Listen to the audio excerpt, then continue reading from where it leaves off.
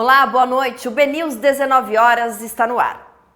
O Porto Organizado de Itajaí, em Santa Catarina, voltou a operar como porto alfandegado depois de uma decisão da Receita Federal publicada no Diário Oficial da União.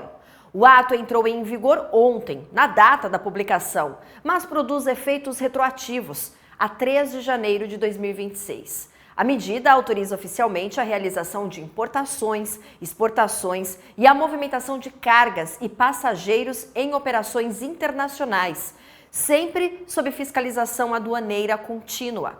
O alfandegamento vale para uma área de mais de 85 mil metros quadrados e permite a movimentação de cargas soltas, contêineres, cargas refrigeradas e também cargas classificadas como perigosas.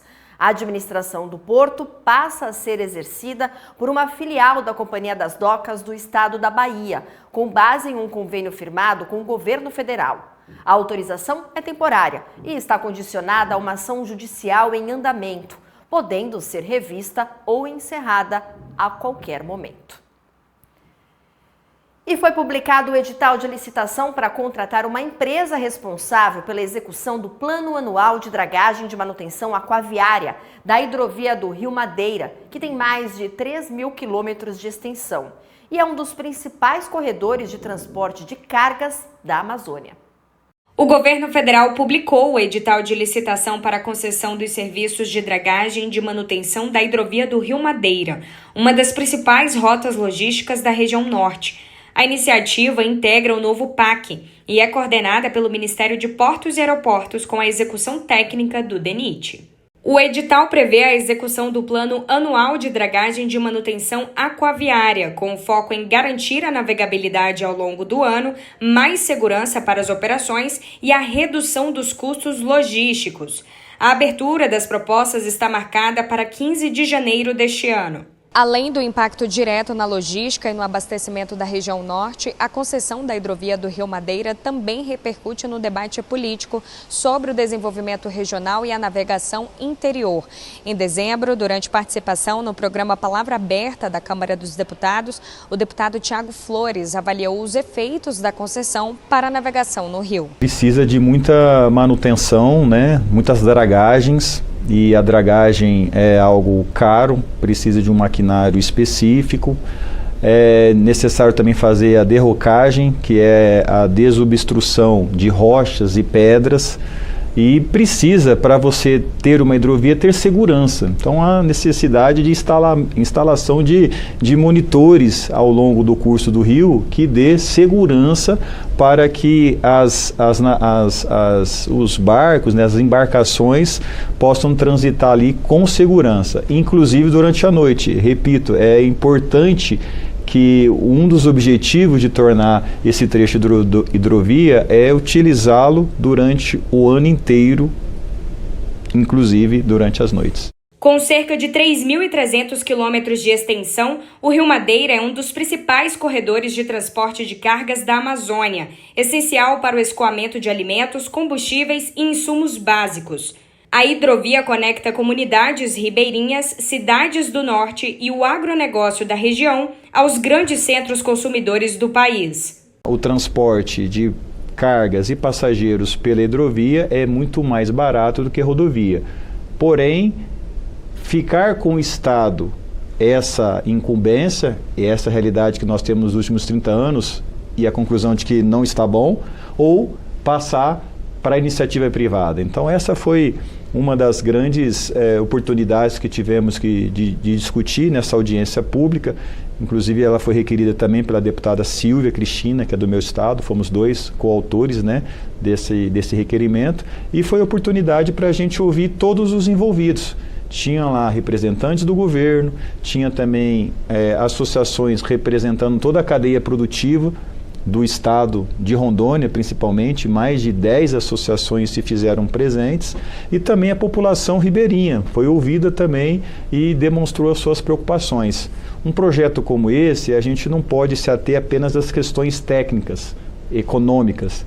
Nós temos que levar em consideração principalmente os aspectos sociais das pessoas que serão afetadas por essa mudança e também a questão ambiental. Para o ministro de Portos e Aeroportos, Silvio Costa Filho, manter as hidrovias em funcionamento na região norte é essencial para evitar o isolamento de cidades e comunidades, garantir o transporte de mercadorias e impulsionar um desenvolvimento mais equilibrado.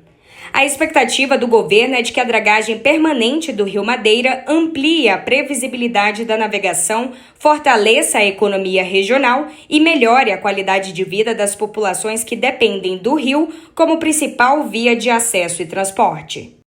O Ministério de Minas e Energia abriu uma consulta pública para discutir regras de compensação financeira e geradores de energia eólica e solar afetados por cortes de geração no sistema elétrico.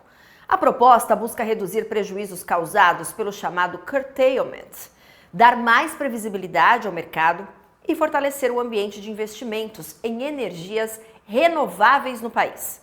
O texto em debate define critérios para ressarcimento com foco em segurança jurídica aos investidores, sem repassar custos excessivos aos consumidores. As contribuições podem ser enviadas até 16 de janeiro pelo site do Ministério.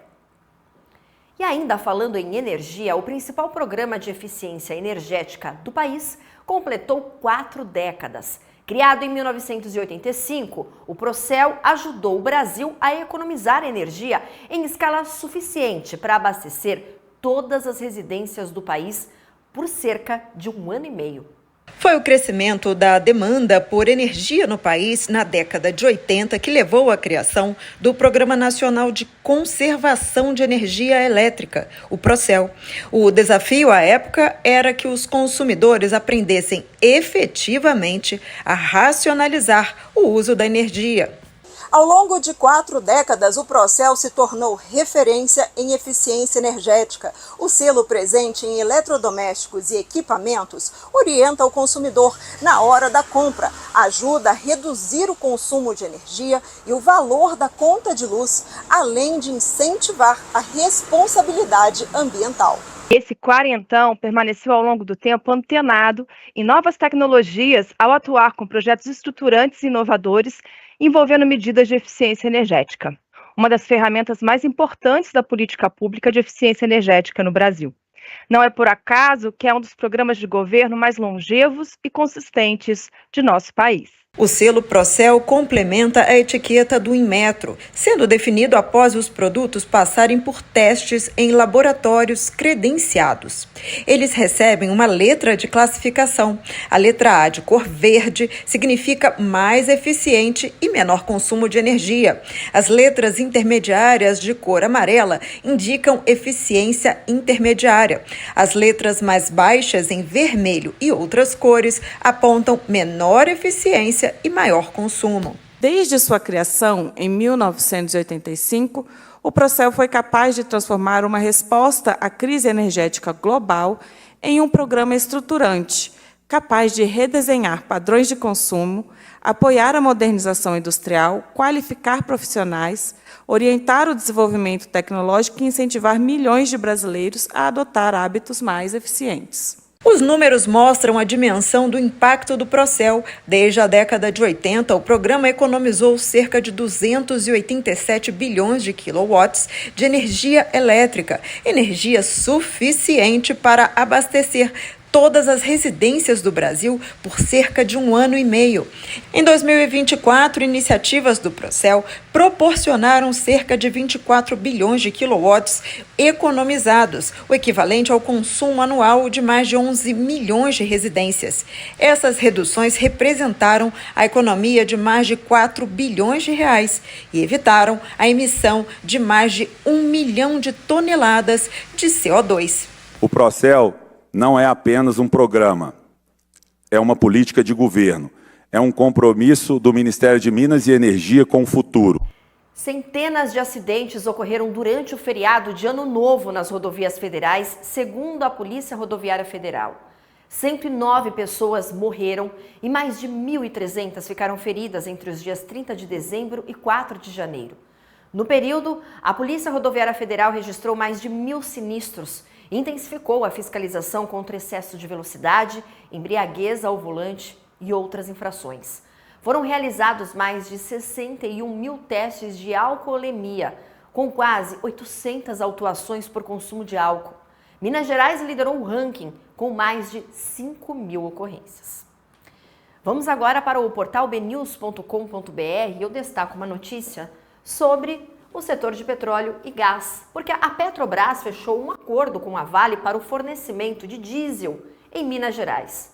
A Petrobras e a Vale firmaram esse contrato para o então fornecimento de diesel destinado às operações da mineradora em Minas Gerais, em um movimento que amplia a atuação comercial direta da estatal junto a grandes consumidores finais. O acordo prevê o suprimento de diesel S10 produzido pela Petrobras, já com a adição da parcela obrigatória de biodiesel, atualmente fixada em 15%. E só para enfatizar, o diesel S10 é um combustível de menor teor de enxofre, disponível no mercado brasileiro com um limite de até 10 partes por milhão, uma característica que contribui para a redução de emissões e permite melhor desempenho em motores mais modernos. Está aí uma notícia importante vindo do setor de petróleo e gás. E o Porto Itapoá, em Santa Catarina, recebeu um novo portainer, guindaste de grande porte, usado na movimentação de contêineres entre navios e o cais. Este é o 8º equipamento do tipo do terminal e faz parte da fase 4 de expansão do porto. Segundo a administração portuária, a expectativa é aumentar ainda mais a produtividade das operações, que já cresceu depois da chegada de outros equipamentos do mesmo tipo. O novo portainer conta com uma tecnologia de leitura automática de contêineres e maior alcance, o que permite atender navios de grande porte com mais eficiência e segurança. E o BNews 19 horas de hoje fica por aqui. Uma ótima noite para você. Voltamos a nos encontrar amanhã. Até lá!